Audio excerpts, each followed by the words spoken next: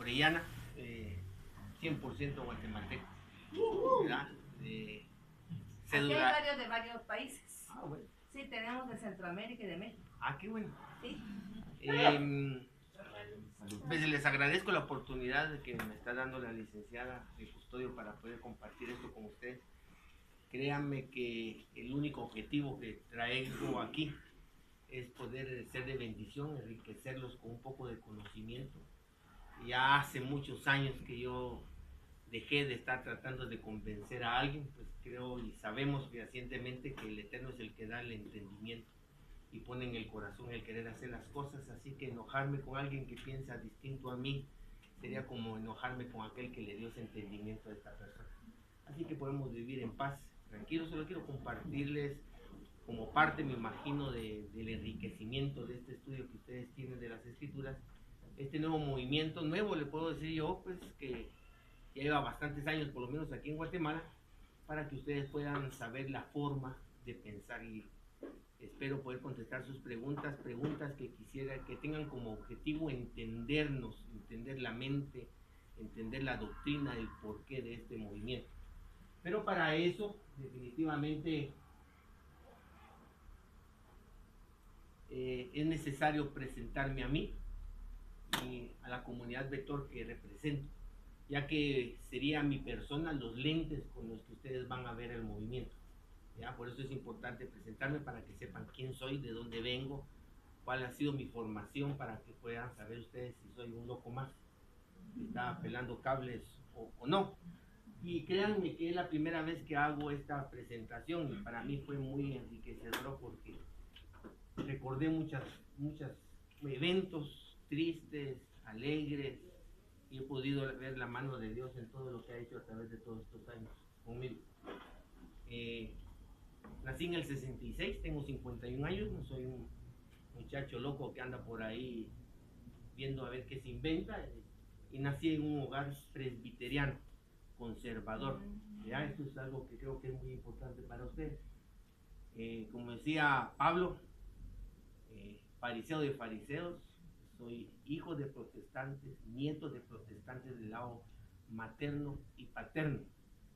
Del lado materno, mi abuela fue uno de los iniciadores del movimiento Amigos en el lado de Oriente, Chiquimula, y después, debido a que enviudó muy joven, tuvo que ponerse en Zacapa, tuvo que ponerse pantalones de lona, y entonces eso ya no encajó dentro del movimiento Amigos, entonces se pasó a lo que es el Príncipe de Paz, a predicar todo el evangelio del Príncipe de Paz en todo Zacapa. Del lado paterno, ustedes saben la historia del movimiento evangélico aquí en Guatemala, a finales de 1890, tal vez 85, no tengo las fechas exactas. Vino el movimiento norteamericano a evangelizar. Entre los primeros 5 pastores evangélicos que ordenaron en Guatemala estaba mi abuelo, Miguel J. de León. Entonces es uno de los primeros pastores guatemaltecos en Guatemala, y pues todos mis tíos, toda mi familia se imaginan de la crema innata antigua. O sea, mi papá me cuenta las historias de cómo se formó el Príncipe de Paz, la PIECA, primera iglesia centroamericana en Guatemala, todas esas historias con las que yo crecí en la mesa del comedor. En el año 1994 contraigo matrimonio con una mujer protestante. No es protestante, es pentecostal. Ahí se me abre todo un mundo, desde un presbiteriano que nació con la doxología, con un armonio en el servicio donde la guitarra y la batería eran del diablo. Contraigo matrimonio con una mujer pentecostal formada en el Príncipe de Paz, y ya su juventud la tuvo con Otoniel Ríos Pérez, con el INE, ya se imaginan, esa era una locura para mí. Entonces, a partir de ahí, y los que estamos casados sabemos la influencia que tienen las mujeres sobre nosotros, inicio mi camino en el pentecostalismo. Salomón vio eso. Así que de ahí en ese entonces, una vez ya comprendiendo un poco, no muy cómodo, ya pude manejarme en las dos doctrinas, conocer por qué unos son así, por qué otros son de otra manera, así que conozco los dos movimientos dentro de la iglesia protestante. En el año 2000, con un grupo de amigos fundamos el grupo Rinoceronte. Es un grupo de motivación con el objetivo de evangelizar a todas las personas que están dentro de los negocios y las ventas. Yo en ese tiempo me manejaba dentro de las ventas y vi la necesidad de esto. Con esto les quiero decir que no fui un cristiano pasivo. A través de este grupo Rinocerontes, que hacíamos desayunos, llegábamos a juntar un promedio de 80 personas en cada desayuno, cena, que hacíamos, teníamos invitados de los pastores más prestigiosos en Guatemala, para que los presentábamos como un motivador, no como un pastor, y daba una charla motivacional y al final daba el llamado, y ahí se evangelizaban y toda esta gente pues comenzaba a congregarse en sus iglesias. Éramos un grupo de personas de otras iglesias. El Atilio Lara es una de las personas muy conocidas dentro del movimiento, nos apoyó mucho porque él fue el que trajo ese libro 20 años atrás del 2000, el libro a Guatemala. El jarrón azul. No, el grupo, el Rinoceronte se llamaba. Eran 3 libros y logramos traer al escritor por primera vez a Guatemala aquí. También otra persona que colaboró mucho con nosotros es Velázquez, Carlos Velázquez, del movimiento de aquí del Verbo. Entonces también estuve dando seminarios de este tipo en México. En el año 2001 inicio mis estudios mesiánicos. Muy curioso la manera. ¿Puedo mencionar iglesias? Nombres. Bueno, los últimos 2 años del cristianismo los tuve en la iglesia de Shaddai. Ejercí ahí un liderazgo, conocí a todos los pastores. Estuve a punto, o sea, ya había aceptado que me enviaran de pastor a Escuintla. El pastor de ahí tenía un problema y lo iban a sujetar, y si no se sujetaba, al siguiente día yo iba a estar ahí a tiempo completo como pastor de la iglesia. Pero no se dio. El encuentro con los mesiánicos fue algo peculiar. Una familia ya dejó de ir a la iglesia y el pastor me dijo que por favor lo contactara. Y resulta que ellos andaban con esas ideas de que había que guardar la ley y que todo ese tipo de cosas. Platiqué con ellos con todos los argumentos que yo tenía a mi disposición y le dije al pastor que era caso perdido y ya me iban a regresar. Unos 3 meses después, yo tenía mi oficina en el edificio Mayer y enfrente había otra oficina que no sabía yo de qué era. Y el señor que salía ahí todos los días, yo lo miraba en la mañana y al mediodía, su hija estudiaba con mi hija en el colegio Shaddai de la zona 16. Los dos sabíamos que nuestras hijas eran amigas, nunca nos saludamos, nos mirábamos salir del parqueo, nos mirábamos en el parqueo del colegio y todo. Nunca nos saludamos. Una noche me quedé tarde trabajando y oí sonar un shofar ahí. Ahí cambió todo eso, mi vida para siempre. Al día siguiente, contacto a la secretaria de ahí y digo, ¿qué están haciendo ahí en la noche? Y me contó que tenían unos estudios y todo. Y tenían ahí una judaica, se llama una librería de cosas judaicas. Entro, conozco, me presentan a un rabino y me cayó mal. O sea, realmente me pareció muy arrogante. Salgo con esa mala impresión, llego a mi esposa le gustan todas esas cosas judaicas y yo todavía la freno, tranquilo, no vayas a comprar nada. Me invitan a una reunión que tenían entre semana los miércoles, ya era de estudio. Llego, me caen peor, juré nunca regresar a esa reunión. Sin embargo, la historia dice que sí regresé, no a ese grupo, pero sí comencé a... Eso habían pasado 4 meses de haber tenido contacto con la familia anterior y ahí me comenzó a inquietar el asunto, el tema, hasta que Dan Ben Abraham, que fue una de las personas extranjeras que más influyeron en el movimiento en Guatemala, dio muchos seminarios, estaba hablando me invitaron y estaba hablando en un hotel sobre la Babilonia apocalíptica, de Apocalipsis, y estaba hablando pues no lo dijo, pero todo estaba implícito de que era la iglesia católica, y comenzó a hablar de muchas tradiciones y prácticas paganas, idolátricas que tiene, y todas las personas que estaban a mi alrededor se reían y yo estaba triste, y una persona que me conocía enfrente me decía, ¿pero por qué estás tan callado? Y yo digo, porque todos ustedes fueron católicos y creen que salieron de eso, pero yo nunca fui católico, yo no me sé ni persignar, me identifiqué con muchas de esas prácticas paganas. porque uno nace dentro del protestantismo creyendo que porque no es católico ya no tiene nada pagano ni idolátrico. Y a eso me confrontó a mí y eso cambió mi vida. De ahí yo ya no podía ver las escrituras de la misma manera. La pregunta que yo me hacía siempre al Creador era, después de toda una vida de protestante, ¿cómo hago yo para saber si lo que realmente hago en mi vida es de tu agrado o no? Porque me di cuenta de que muchas de las cosas que yo hacía tenían un origen pagano y idolátrico, que no tenían nada que ver con Dios. Y eso que transformó mi vida y comencé a estudiar. Pasé más o menos un año estudiando sin salir del cristianismo. Fue algo difícil para mí porque yo soy una persona que respeto a mis autoridades, a las personas mayores. E inclusive el pastor Campoyo, que en ese tiempo era quien me cubría a mí, le tocaba predicar en el servicio general de los miércoles y en 2 oportunidades que venía tarde, me pidió favor que yo lo cubriera predicando el miércoles en la noche. Y él sabía que yo ya estaba con otra forma de pensar, me pedía que fueran temas que no fueran doctrinales. Ya fue una cuestión difícil, pero lo respeté. Nunca saqué a nadie de ahí, nunca platiqué esto como alguien de la iglesia, como dicen muchos que creando inestabilidad. Salí con mucho respeto, con bendición de parte del pastor de esa época.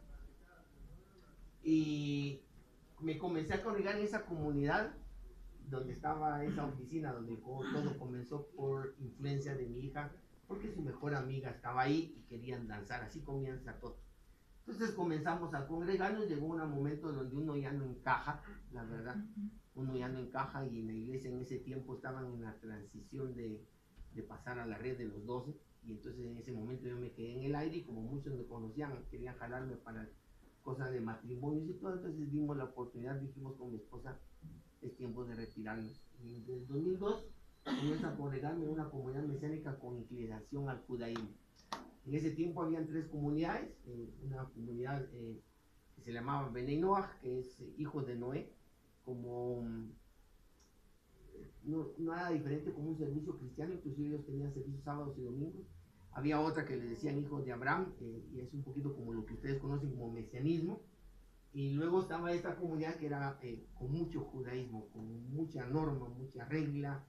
Y hay una de las cosas que me formó ahí es que a los meses de estar yo ahí, se le llama Hassan, el encargado de todo el ritualismo, de dirigir la oración y todo, se fue a estudiar a Costa Rica, y entonces me nombraron a mí Hassan. Tuve que aprenderme de una manera sorprendente rápido todas las normas, los movimientos, porque en el judaísmo todo eso es estricto. Entonces me quedé como Hassan, como director de la liturgia en esa comunidad. Del año o 13 meses que estuve, unos 8 o 9 meses estuve con esa función. Eso me formó mucho.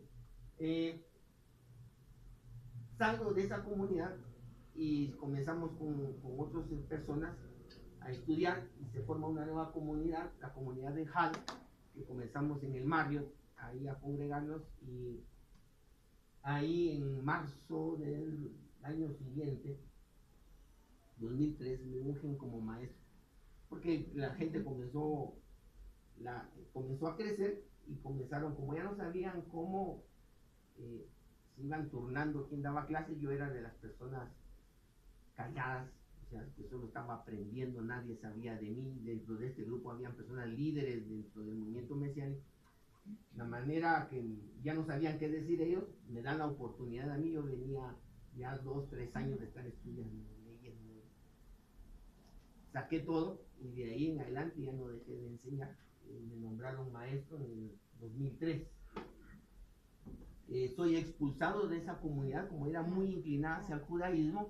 Soy expulsado de esa comunidad por defender la doctrina del Mesías. Les voy a enseñar más adelante cómo este es un peligro dentro de este movimiento. Entonces soy expulsado, y en el 2004 inicia lo que es la comunidad, febrero 2004, la comunidad en mi casa con otras 3 familias, en el patio de mi casa, la comunidad israelita Betor, que está hasta el día de hoy. Acabamos de cumplir 14 años en la comunidad, y yo pues acabo de cumplir 15 años de estar enseñando a tiempo completo.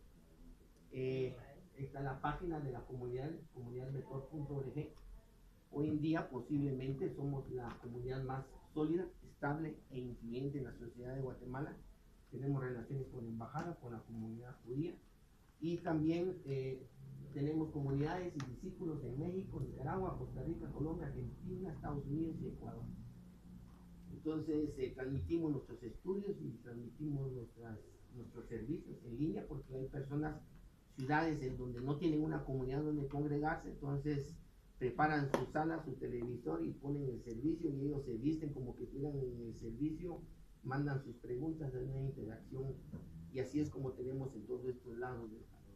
Con esto ustedes ya pueden saber que en 15 años, en 16, 17 años, conozco lo que ha sucedido en el movimiento mesiánico, conozco los riesgos, conozco las tendencias que existen, los obstáculos y eso es lo que yo quiero transmitirles ahora. Yo no le llamo mesianismo, sino le llamo el camino hacia la Torah. No sé si conocen el término Torah, es ley, son los 5 libros de Moisés, son lo que rige la religión hebrea, juntamente con el Antiguo Testamento protestante. Ese sería el Antiguo Testamento protestante, es la Biblia hebrea, solo el orden de los libros cambia. Y ahí es lo que se llama Tanaj. Yo le llamo el camino hacia la Torah. Y le voy a compartir a ustedes cómo salimos del cristianismo, o sea, por qué la gente sale, qué nos hizo salir, hacia dónde vamos, las variantes y los peligros que hay en este camino. Era para que ustedes conozcan, porque ustedes posiblemente han tenido o van a tener contactos con personas que están en estos movimientos y rápidamente a platicar con ellos ustedes van a poder saber cuál es su forma de pensar o en qué etapa están. Comenzamos cómo salimos. Yo creo que el texto más significativo que se asemeja a esto es Génesis 12:1. Ahora bien, el Eterno había dicho a Abraham, vete a tu tierra, de tu parentela, de la casa de tu padre, a la tierra que te mostraré. Es dejarlo todo para ir a un lugar que uno no sabe dónde es. Imagínense a Abraham dejar todo, su identidad, lo que él quería que le pertenecía, donde pertenecía, y ir a un lugar que se le iba a mostrar, pero no le dijeron qué tierra era, como para que él comparara si valía la pena o no.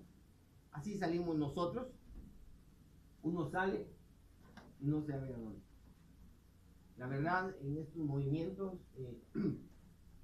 se da hoy en día, no digamos cuando yo salí, donde no habían maestros en Guatemala, créanme que verdaderamente no habían maestros.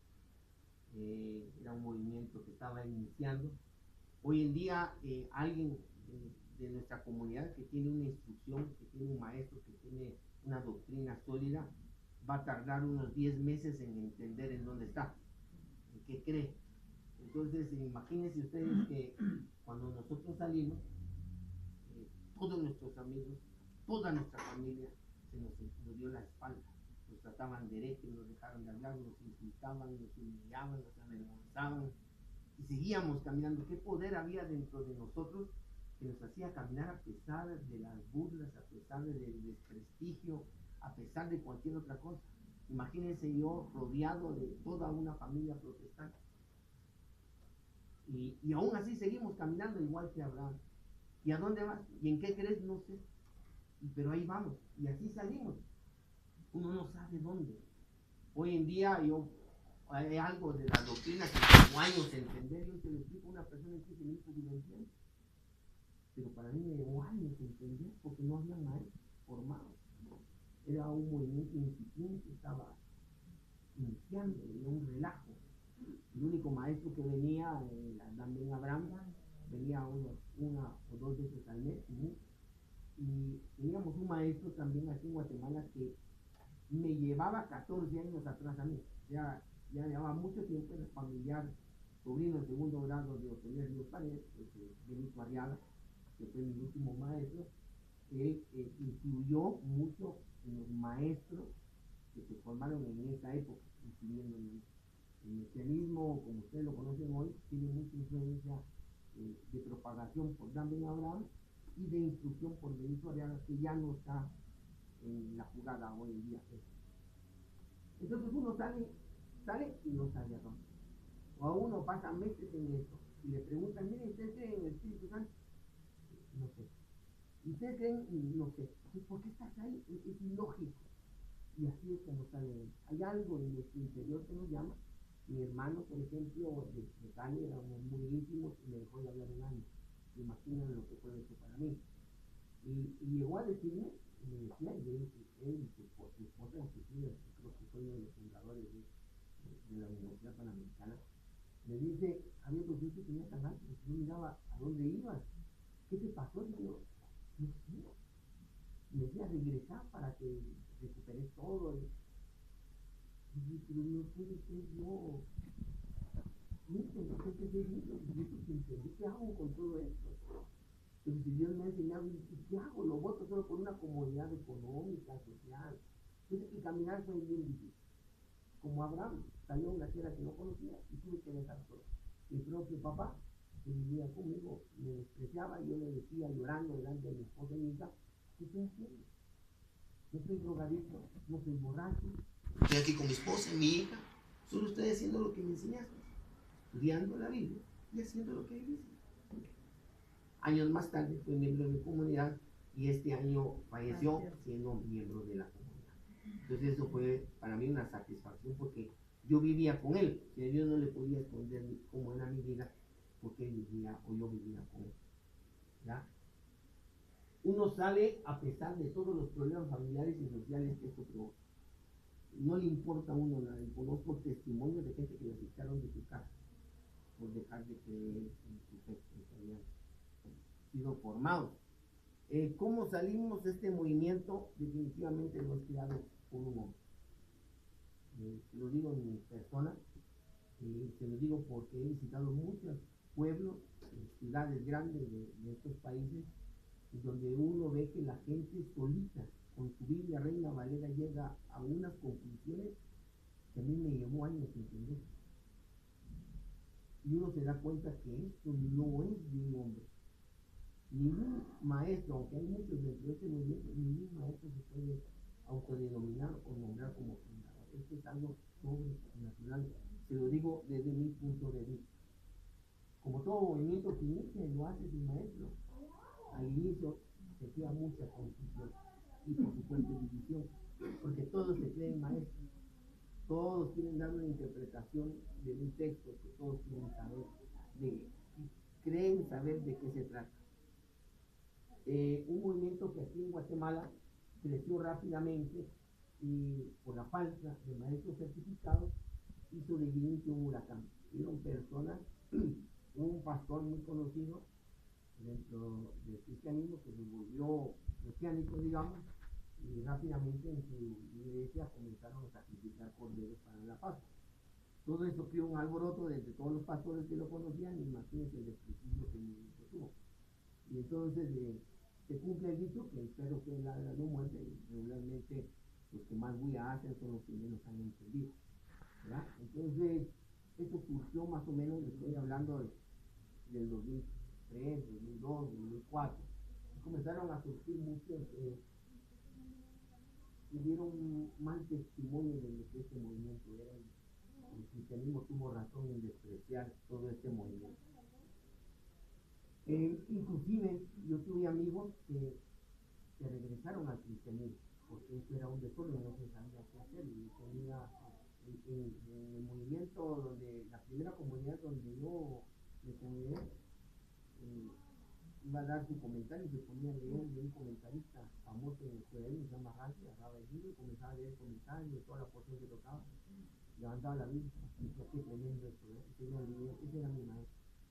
Y para entonces yo iba a leer, yo bajaba mucha información de internet y así fue como me fui formando. ¿Qué nos hizo salir de la doctrina? Lo primero que toda persona entiende es entender que la ley no está abolida, sino que está vigente y que hay que guardar los mandamientos de la ley.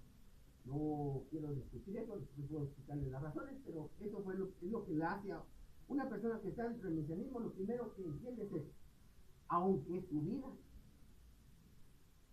no dé testimonio de eso. Muchas personas hablan de cumplir la ley, pero no la cumplen, porque la ley es una ley de amor. Lo menos que van a ver la mayoría de gente que sale es amor y comprensión, ¿ya?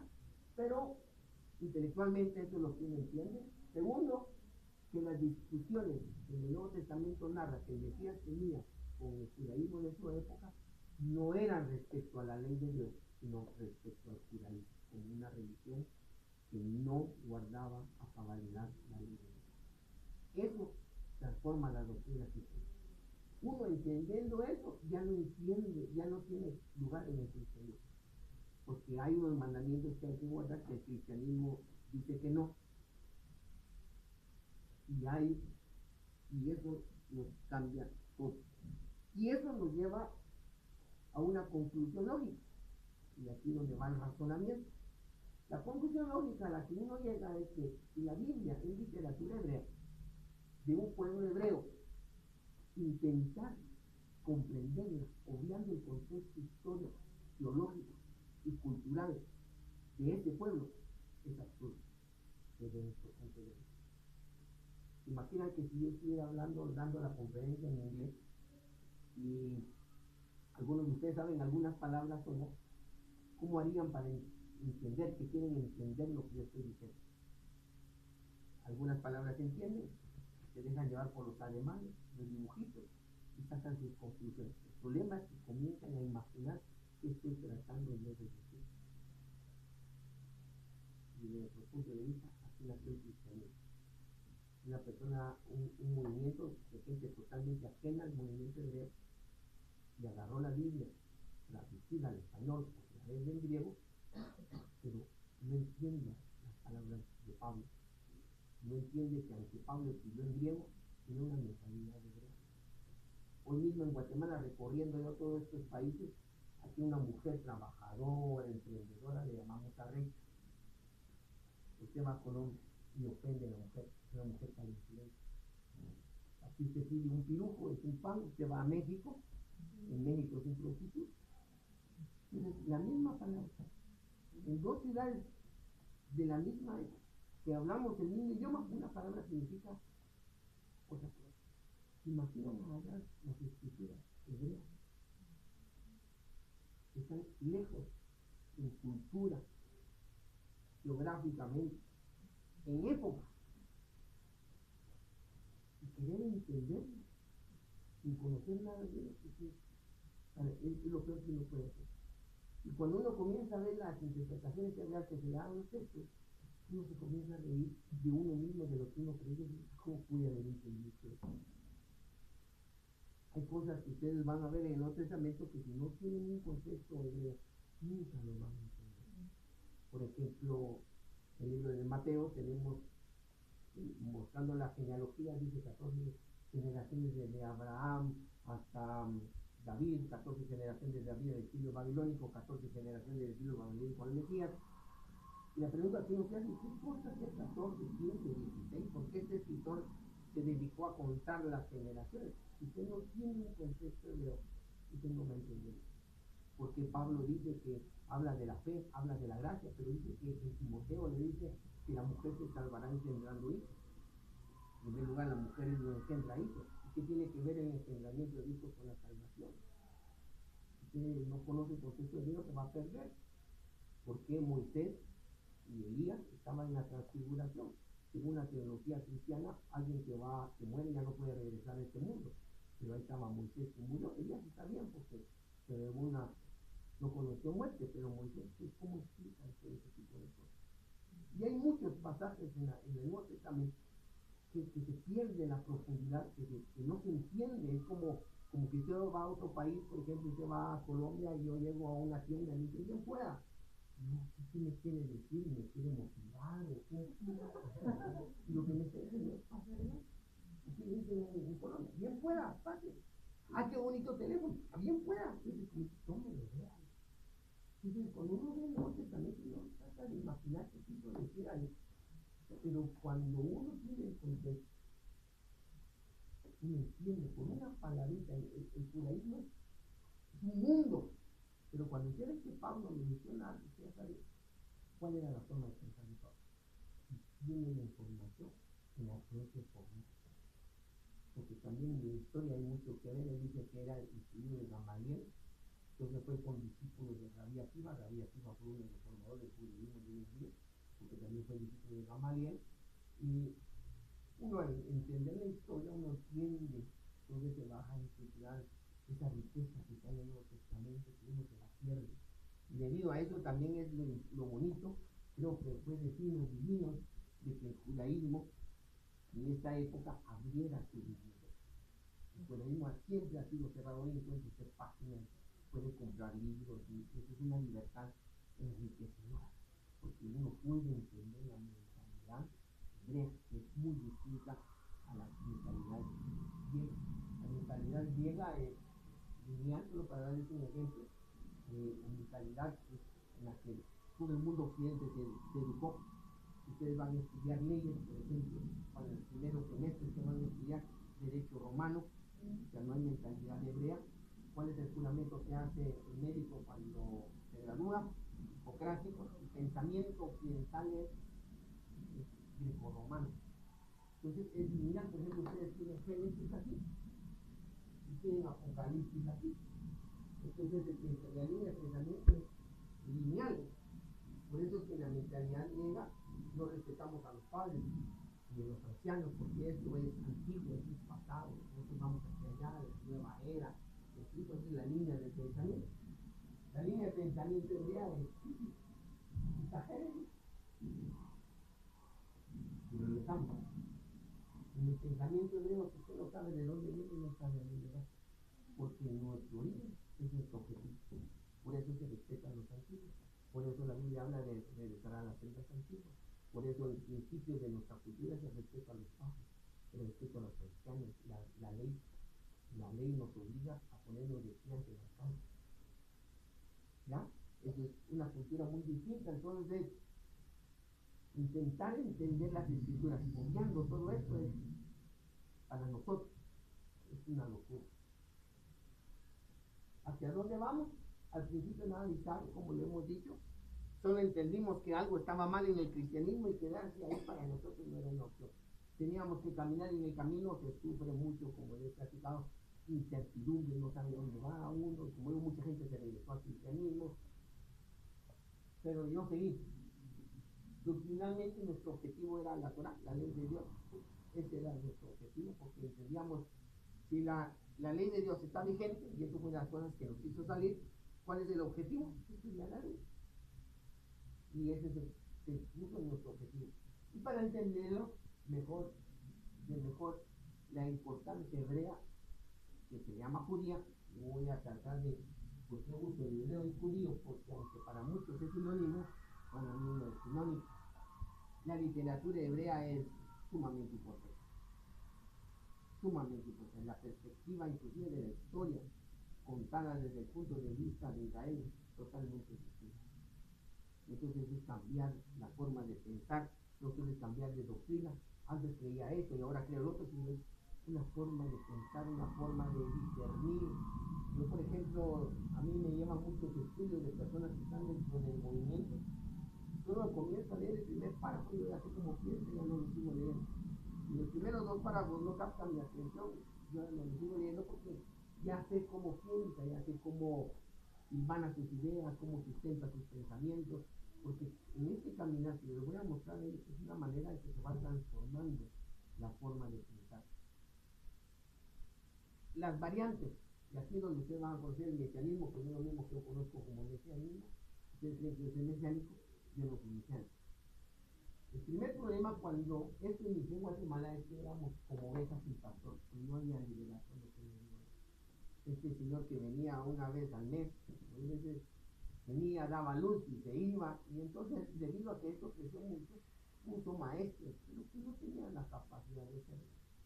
Y entonces, pues, ahí estuvimos, pero esto fue un relajo, se creó divisiones, muchas divisiones, hubo un relajo, un montón de gente queriendo saber más, un maestro más adelantado venía de Miami, una ronda de español. Eso era todo lo que pasaba. Algo bien importante que les quisiera contar, que en una de esas visitas, por ejemplo, tuve la oportunidad de conocerlo muy con los años, el doctor Emilio Antonio Núñez. No, ellos no conocen No. todavía. Okay. Es que muchas cosas digamos, de la historia del cristianismo, todos ellos todavía no la conocen. Allá. Pues el doctor Emilio Antonio Núñez es uno de los formadores de lo que es el protestantismo en Centroamérica y en América Latina. Él trabajó en la revisión de la traducción de la NBI, es una eminencia. Cuando yo decidí salir del cristianismo, estuve una mañana completa en su apartamento, hablando con él, y al final dije, no sé en mi lugar. Ya lo que quiero que sepan es que no fui un ignorante, no fui un emotivo. Ya tenía esposa, ya tenía una hija, no podía dejar las cosas así nada más. Y agoté los últimos recursos. Y dentro de mi familia, pues hay gente muy instruida en la teología, pero nada mismo. Entonces, las variantes, la primera herramienta que necesitábamos y carecíamos de ella era la literatura de muy cara en ese tiempo y no había en Guatemala. Entonces tenía que mandar a pedir un libro desde Argentina y el envío era más caro que el libro.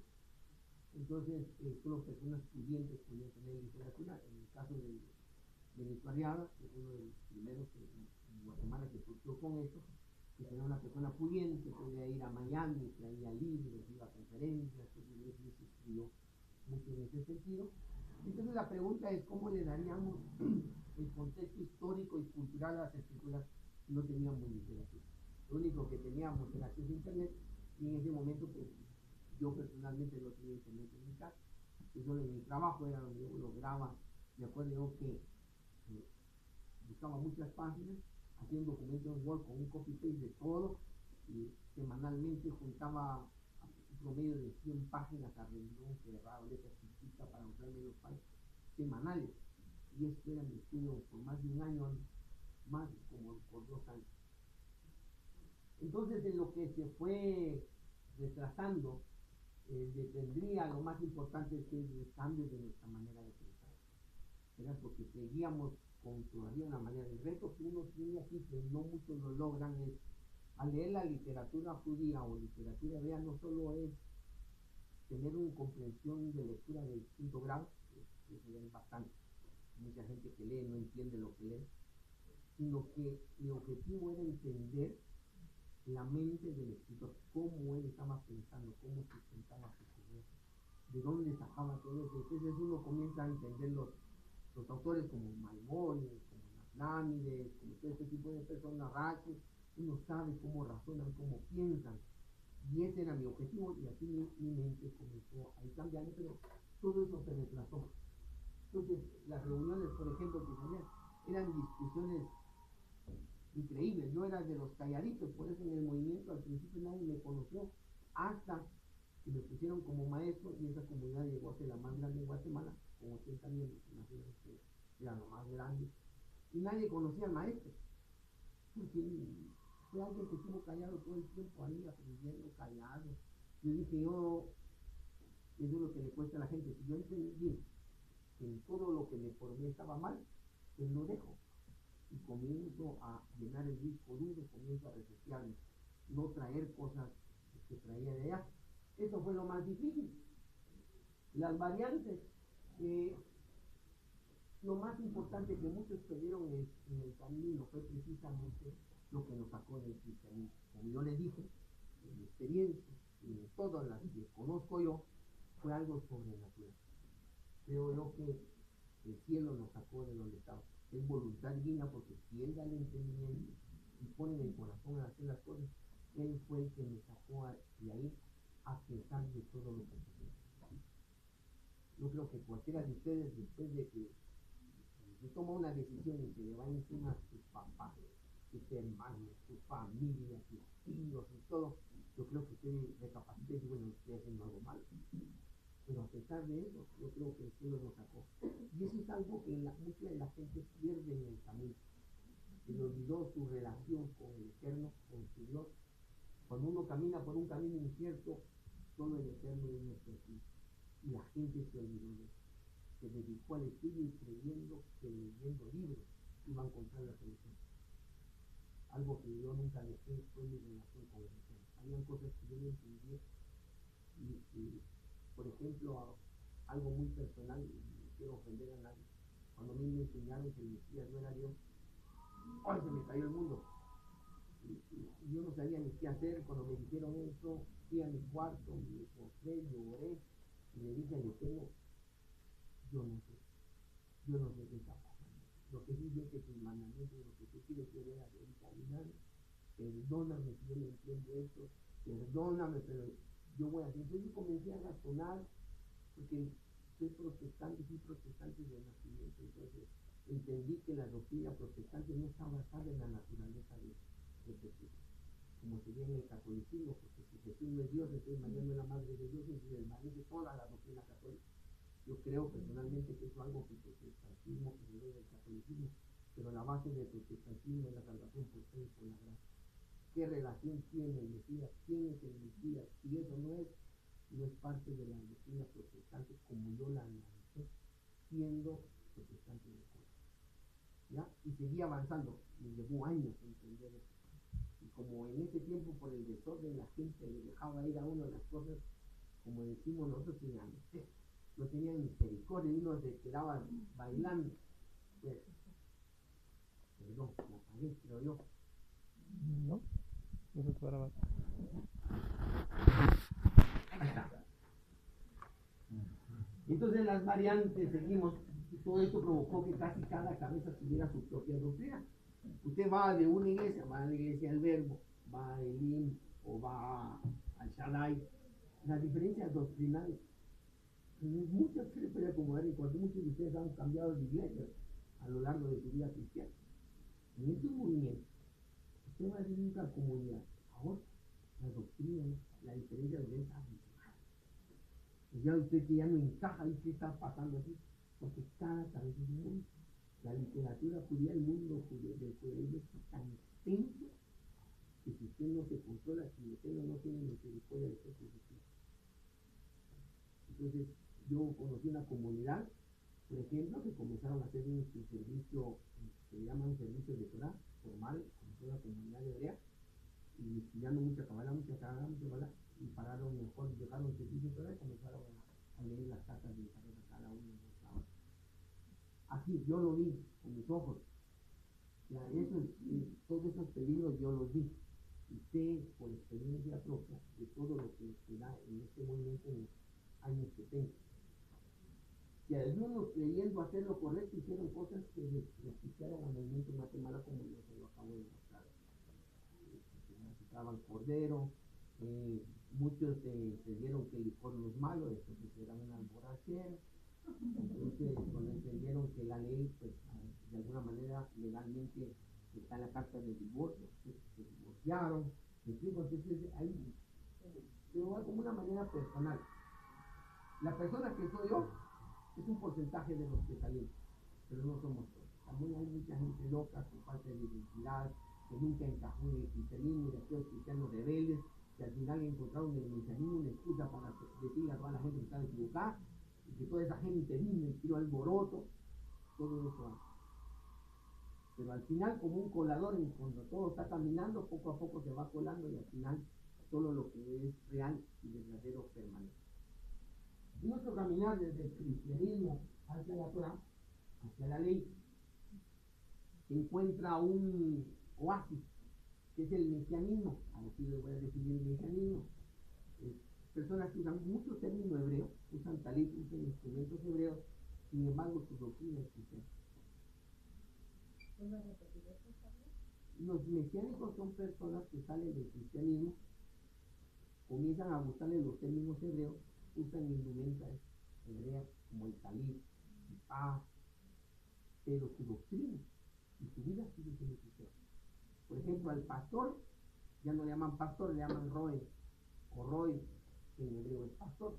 Solo traducen, pero la imagen, el símbolo, las definiciones, todo sigue siendo lo mismo. Por ejemplo, en Colombia este movimiento, usted hay personas que llevan 10 años y ustedes van a ver y su doctrina sigue siendo cristiana. Y eso es muy fuerte en México, en Colombia. En México son personas donde una comunidad judía es más grande, más abierta, entonces la gente tiene más acceso a literatura, entonces el movimiento tiene otras características. Y ahí hay mucha gente inclinada hacia la Kabbalah. En los mesiánicos, por ejemplo, todavía la mayoría de ellos ven en la Kabbalah como algo satánico, ¿verdad? regularmente, perdonen, la cultura esa, lo que no entiende los satánicos. ¿Ya? Entonces, regularmente, ahí están los mesiánicos. Yo no soy mesiánico. Más adelante se encuentra un judío mesiánico.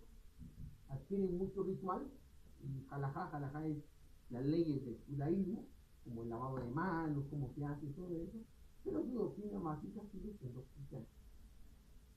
Por ejemplo, cuando oran, usted lo ve, puede ser que estén vestidos de negro, con balas, pero al final oran, y cuando terminan de orar, dicen, deciden Yeshua HaMashiach, amén. Es lo que dice un cristiano, en el nombre de Jesús, amén. Y eso es una interpretación cristiana, es un texto del Nuevo Testamento. Con eso yo me doy cuenta que esa persona todavía está atada a esa interpretación del Nuevo Testamento que le da cristiano, aunque su apariencia parezca judía. Pues tenemos un judío mesiánico que, aunque dicen creer en el Mesías, y ya es bien interesante, por su falta de madurez doctrinal no se dan cuenta que su doctrina contradice su fe en el Mesías. Eso es algo bien importante. Un ejemplo, perdón, de eso. Por ejemplo, seguir las leyes del judaísmo es contrario a la enseñanza de su majestad Israel. ¿Por qué? Porque él peleó contra la religión judía. Porque la observancia que el judaísmo le daba a la Torah era contraria al espíritu de la ley, que es el amor a la misericordia. Era un porcentaje. El espíritu del judaísmo atenta contra el espíritu propio de la ley de Dios, que es el amor, la misericordia y la justicia. Y esas son las discusiones que el Mesías tenía. Otros doctrinales también, por ejemplo, creer en el Mesías, que Yeshua es el Mesías, y creer que se va a levantar un presente es antagónico. Doctrinalmente es señalado. Pero ellos no lo ven. Siguen deseando en sus oraciones, que agarran un signo de oraciones judías, siguen pidiéndole a Dios que restaure el templo y no se dan cuenta que ellos creen en el Mesías y que el Mesías está llevando el templo. Y que si se levanta un tercer templo, entonces tenemos que preguntarles quién murió antes hace 2000 años. Ellos no logran encajar lo que le llamo yo, lo que significa doctrinalmente creer que Yeshua es el Mesías. Es el judaísmo mesiánico que parece muy judío, pero su pensamiento es muy cristiano. Estas son las personas que ustedes van a ver en las redes sociales discutiendo doctrina. ¿Ya? Pero, de mi punto de vista, con su fe, con su doctrina, con su vida, ya negaron al Mesías, aunque con su boca ellos digan que creen en él. ¿Sí? Luego tenemos un pseudo-judaísmo. Yo le llamo pseudo-judaísmo. Son personas que ya negaron al Mesías abiertamente como su Salvador, se autodenominan judíos, que practican judaísmo, pero el judaísmo oficial no lo reconoce y hasta lo rechaza. Es como que lo digo yo, si yo me creo judío y quiero guardar judaísmo, pues voy a la sinagoga de la zona 9, por favor, mira, dame la conversión y cumplo con todo, pero no. Se quedan en sus grupitos, soy judío, guardo judaísmo, pero no tienen la humildad de ir con un rabino judío y pues retratan la autoridad del Señor. Entonces al final, por eso le llamo yo pseudo judaísmo. Estos son generalmente las posiciones que ustedes van a ver en este camino. Hay muchas más, hay están los de Shabbat lunar, hay unos que se llaman caraístas, pero son movimientos ya que menos afectan, digamos, lo que ustedes van a ver más en todo esto es este tipo de personas. ¿Ya? Y ¿dónde encajo yo en todo esto? Con nuestro movimiento. No soy ni mesiánico, pasé por eso, pasé por el judaísmo mesiánico, pero nunca llegué ahí. Si algo me sostuvo, y fue por lo que me sacaron en la primera comunidad, que por creer en el Mesías. Yo creo en la salvación por fe, por la gracia, y que el Mesías es el único recurso que tenemos para llegar a la eternidad. Aunque lo que yo digo por gracia y por fe no es lo mismo que ustedes entienden, porque la definición de fe y de gracia desde el punto de vista de Jesús, ¿sí? pero sí creo. Entonces, mi caminar está ahí, israelita. Es un término que está comenzando a sonar. Judío es el gentilicio de la casa de Judá. Israelí es gentilicio del Estado de Israel, aunque sea musulmán. Israel es de las 10 tribus. Israelita es de las 10 tribus de Israel. Ya me imagino que saben la historia. Después del rey Salomón se divide el reino de Israel en dos: reino del sur, reino del norte. Casa de Israel 10 tribus, casa de Judá. Entonces judío es el gentilicio. La primera vez que se utiliza la palabra judío es en el libro de Esther, en la época final del exilio babilónico. Se le llama judío porque ya solo estaba la casa de Judá, porque la casa de Israel hacía 200 años había sido llevada al exilio hasta el día de hoy. ¿Se recuerdan de la parábola del hijo pródigo? Eran dos hijos, uno mayor, uno menor. El hijo mayor es Judá, el hijo menor es la casa de Israel. Y eso somos nosotros. Esa identidad la adquirimos en el camino. Y eso es bien importante. Ojo, yo no hago lo que hago porque me creo israelita. Ya lo hacía cuando entendí que las profecías de los 10 hijos estaban cumplidas en mí. Entonces, si las profecías están cumplidas en mí, pues yo lo soy. Posiblemente estoy equivocado en mi identidad, seguiré haciendo lo que hago. La identidad no es mi base. No sé si entendieron ese concepto. Por ejemplo, sí, díganme. O sea que el israelita, entonces sí cree en el Mesías. Sí. Un israelita, sí, porque es su base. Él fue el que nos hizo israelitas. O sea, en Jesús no hay un Mesías futuro. Exacto, el Mesías que ha venido. Y dice que se distancia de la opinión de Israel. Sí, tenemos una diferencia entre, porque se recuerda que las dos cosas que nos sacaron del cristianismo fueron entender que la ley estaba vigente. Y segundo, que las discusiones del Mesías del Nuevo Testamento eran contra la religión del judaísmo. Entonces, cuando usted estudia y conoce el judaísmo, se va a dar cuenta por qué el Mesías discutía con él. Entonces, un seguidor del Mesías jamás va a acatar las instrucciones del judaísmo. Porque en el espíritu, las normas son totalmente distintas. Atentan contra todo, como le digo, ustedes diezman el enero, el lamento, pero olvidan lo más importante de la ley: la misericordia, la fidelidad. Pero les dijo, no dejen de hacer esto y hagan esto. O sea, les rectificó y les aseñó, no les borró. Es que es el judaísmo. Lo que quiero decirle yo es que el judaísmo en este camino está lejos. Si ustedes ven en Mateo, su majestad Jesús les decía, hablan, si ustedes ven el Mateo creo que cuento, y dice, Mateo 15, hagan todo lo que ellos dicen, pero no hagan todo lo que ellos hacen. Por eso no les estaba anulando su judaísmo. Bien, porque dice, en la silla de Moisés, los fariseos y los escribas se sientan en la silla de Moisés. Eso es bien peculiar. En la religión judía, los judíos se enseñan sentados, porque es la silla de Moisés, que es lo que tiene la autoridad para enseñar. Ellos se sientan en la silla de Moisés y dicen, hagan todo lo que él les dice, no ellos. ¿Quién es él? Moisés. Pero no hagan conforme a sus tacanot. En el Mateo 900 dice tacanot y masim. Esas palabras hebreas son válidas dentro del judaísmo, son significativas.